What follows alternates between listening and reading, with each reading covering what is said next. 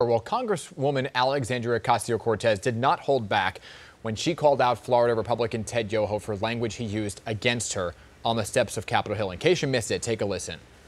This is a pattern of an attitude towards women and dehumanization of others. Mr. Yoho mentioned that he has a wife and 2 daughters.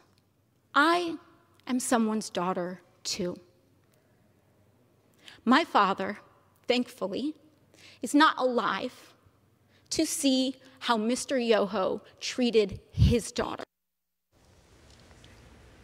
The Congresswoman's really passionate response to that, her rejection of Congressman Yoho's apology, speaks volumes to the fact that whether we like it or not, sexism continues to exist in the workplace. Joining us now to help us understand all of this, including the language we choose to use in the workplace and other places, is Amanda Montell. She's a linguist and an author. Thank you so much for joining us, Amanda. I know you're on the West Coast, so we appreciate getting up early for us. Thank you for having me.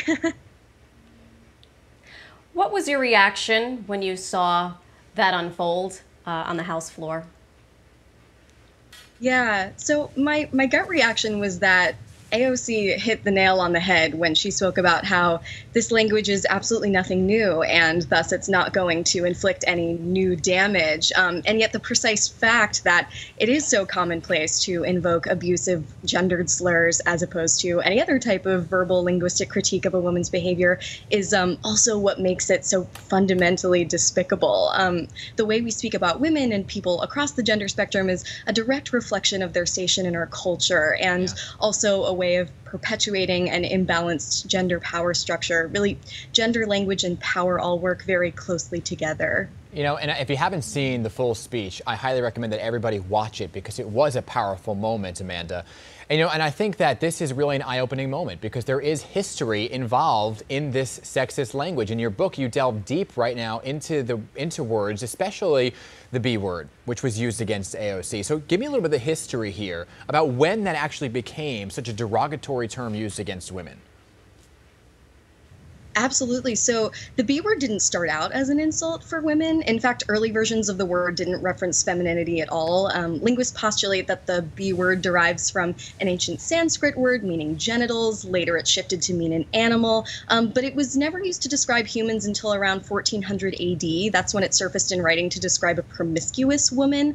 And it continued to devolve from there. Now it can describe a sort of weakling or servant, a stuck-up, mean, or unpleasant woman. It's even become a verb meaning to complain.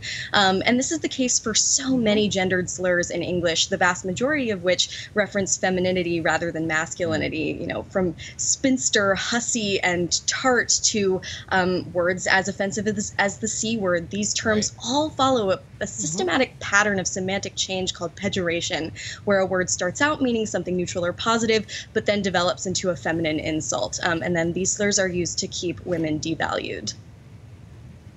And Amanda, to that point, I'm so glad you talk about sort of the etymology of language because so many derogatory terms have this female or feminine undertone to it, to the point where, you know, I myself as a woman, I am completely desensitized to being called any number of derogatory terms. You know, I think about things like, oh, Madi, you know, or someone told my son, Gavin, you throw like a girl. And I was like, thank God he throws like a girl. Have you seen me throw? I wonder, in 2020, with so many social justice movements going on, with the Me Too movement, do you think there will be change in terms of how we use language so that masculinity becomes more neutral? Yeah, so you mentioned a great point. You know, even gender-based insults for men still attack femininity.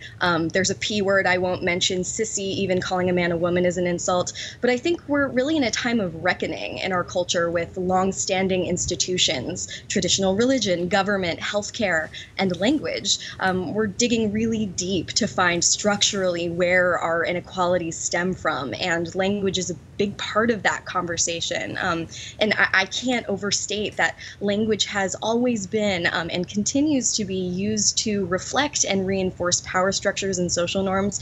And because white men have had so much power, so much of the speaking floor in our culture for so long, I think we're finally questioning why we use language the way we do, the way we speak every day, because without realizing it, something as simple as an address term or a curse word could be reinforcing a power structure that we ultimately don't agree with. So it's ongoing, but these conversations are happening in a big way right now. They need to happen. So much change needs to happen, right?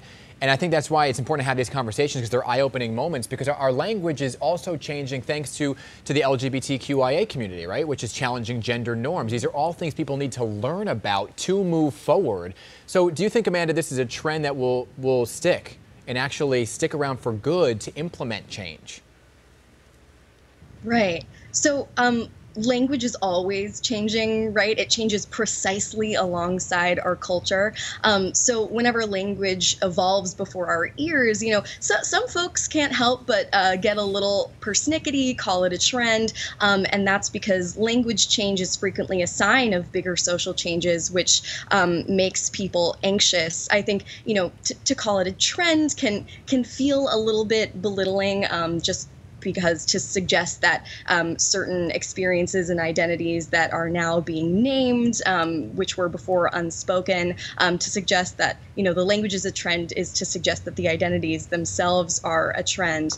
But let us not forget that the terms like sexism and homophobia themselves have only existed in our culture since the 1960s and 70s, which was also a time of gender equality revolution in our culture. And there were probably people back then who thought that those words were a trend, but they stuck around because we needed them. And hopefully one day our society will be so equal that we won't even need a word like sexism, and it will fade into obscurity. Hopefully our society will be so equal that we won't have such this urgent need to come up with new terms to legitimize our gender and sexualities, to prove, I exist, I'm valid, there's a term for me.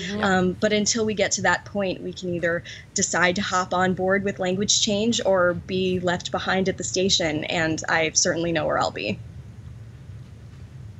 Yep, me too. Hear, hear. Amanda Montell, thank you so much for joining us and shedding some light on this ever-evolving issue. Let me just say, I'd be honored if I could throw like Marisol.